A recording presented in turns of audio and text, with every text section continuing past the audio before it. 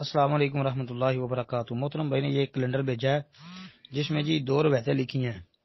ایک عبداللہ بن ابی اوفا رضی اللہ عنہ والی کہ بازار میں ایک شخص نے ایک سامان رکھ کر قسم کھائی کہ اس کی تو اتنی قیمت لگ چکی ہے، حالانکہ اس کی اتنی قیمت نہیں لگی تھی۔ اس قسم سے اس کا مقصد ایک مسلمان کو دھوکہ دینا تھا۔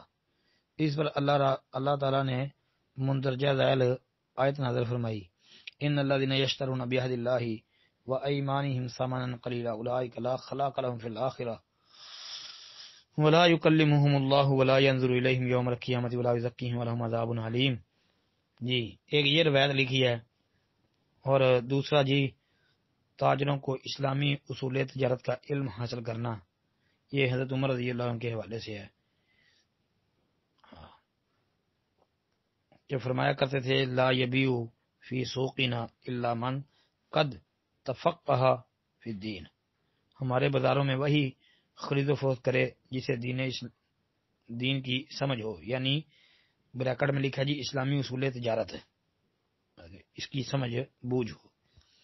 کہتے ہیں یہ صحیح ہے جی، صحیح ہے جی، دونوں روایتیں ثابت ہیں، دونوں ٹھیک ہیں۔ السلام علیکم ورحمۃ اللہ۔